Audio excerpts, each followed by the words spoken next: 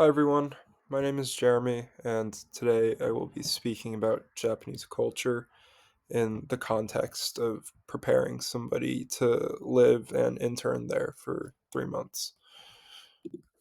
Um, my expectation here is to kind of provide enough information on day to day norms, cultural values, general etiquette in order for somebody to have a meaningful, safe, and overall good experience in Japan. So, um, in context or in relevance to the presentation, I wanted to explain why Japan is important to fashion. So, Japan is regarded as one of the best manufacturing countries in the world, whether it be for apparel production or textile manufacturing. Um, Japan has a very meticulous and almost perfectionist culture, which is what sets them apart in manufacturing. Um, Along with that, there's a lot of old world sensibility and heritage within their craft, but they also mix it with modern day engineering and innovation, which helps to set them apart from other countries. Japan is one of the most respected manufacturing countries in the world, which makes it also one of the most expensive places to manufacture. The landscape, the fashion landscape in Japan is quite diverse. There's a lot of international companies that have presence out there, whether it be in the form of headquarters in Japan or like physical retail presence. Um, but also within the Japanese fashion scene, there's a lot of great domestic brands that hold quite a bit of market share. And along with that, because Japan is such an innovative nation, um, a lot of design influence from them is just seen all around the world, especially within fashion, um, with streetwear movements or with avant-garde designers like Issey Miyake or Yoji Yamamoto. It's a culture that kind of pushes the envelope, which I think is really special. Um, a lot of Japanese cultural and social values is kind of formed around preserving social harmony, which is why humility and modesty are valued traits. Um, Japanese people aren't very boastful, or their culture isn't quite boastful. So I think it's very important to talk about yourself in a modest manner. It's quite frowned upon to brag about achievements in Japanese culture. I think showing restraint and respect are also some key values to have, especially when going about interactions. A big part of being respectful is um, one, to not be loud or offensive in any way. Um, I think people often prefer quietness in Japan, and there's also a lot of quiet neighborhoods or quiet zones. Um, and with restraint, that could mean in a conversational sense or in a physical sense, even. There's not really much touching in Japanese culture, like especially off of like first interactions in America or in like a lot of other places, people will often hug or shake hands, but in Japan, it's people tend to bow to show respect. Yeah, and I think overall with that, um, the general idea is to be rather patient, considerate, and calm when approaching your day to day and social interactions.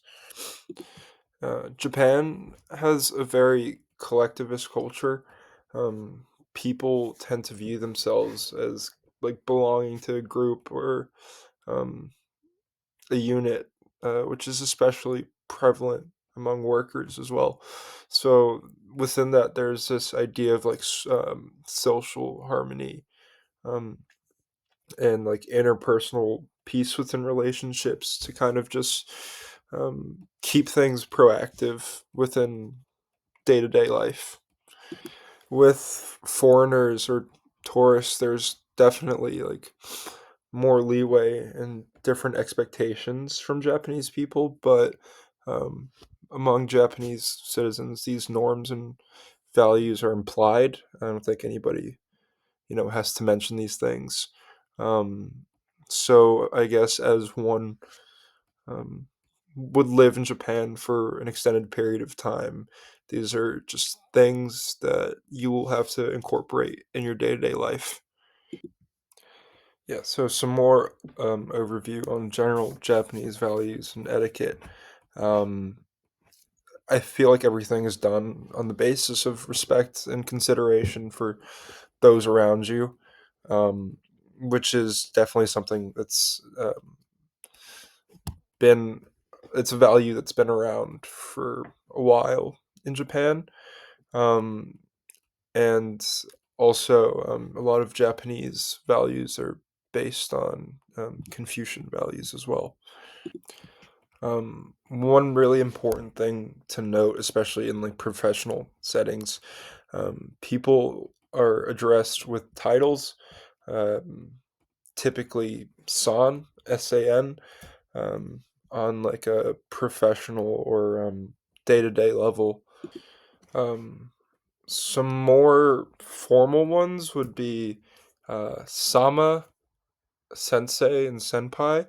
Um, uh, and you would use those in the context of speaking to somebody of an older age or of a higher seniority, um, out of respect for them. One thing to expect when living in Japan would be to carry cash or on your person in your day to day life.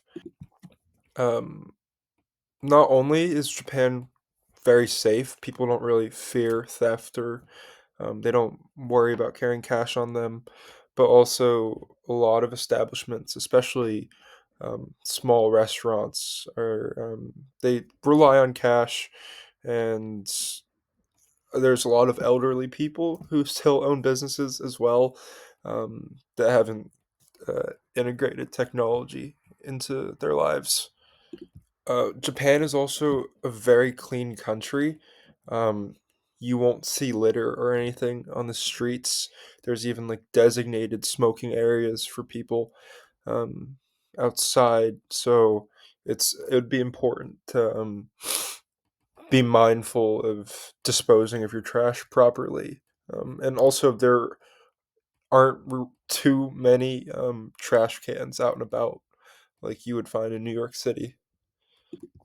Um, Japan values efficiency and reliability. So, in your day to day, you'll be likely using a lot of vending machines or having your meals at 7-Eleven and whatnot. What might come as a culture shock to somebody from America that's going to be staying in Japan for 3 months would be the fact that there's no tipping culture. Um, I think oftentimes people and businesses will view this as a form of like bribery or a sign of disrespect almost, because it is implied that you would be receiving good service. And here's just a list of a few useful words and phrases to know for your day to day.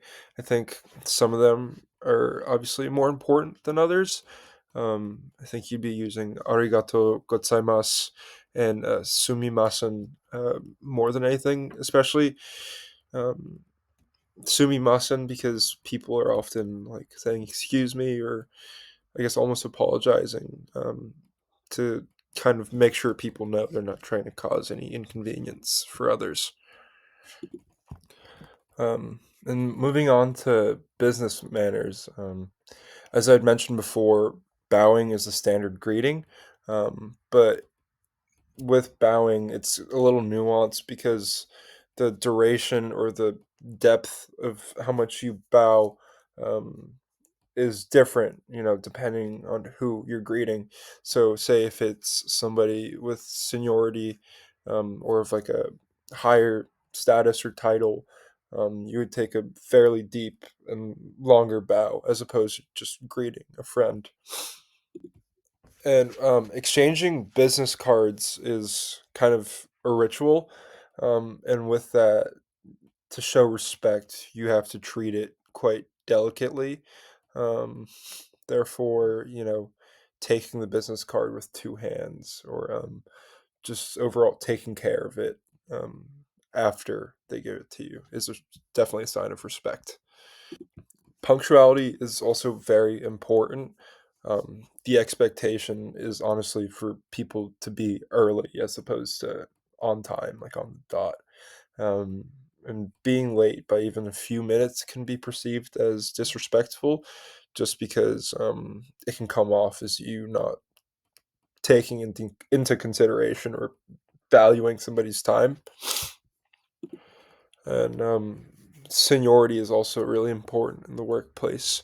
Um, there's a lot of hierarchy in Japanese culture, and often those with seniority get to make the bigger decisions um, at work. Um, so to kind of wrap things up, I feel like in order to have a meaningful 3 months in Japan, there's a few important things to remember. I think it'd be to be curious, um, respectful, considerate, and observant of your surroundings. I think it would also be important to take time to understand the things that Japanese craftsmen or um, business people as well do, because there is intention behind every bit of it. I think embracing the experience fully is super important in order for somebody to grow professionally, but also gain an appreciation for Japanese culture. It's definitely can be intense at times, but I think you would be denying yourself the privilege of understanding more if you were to kind of close yourself off from it. With that being said, that sums up my presentation. Thank you guys for watching.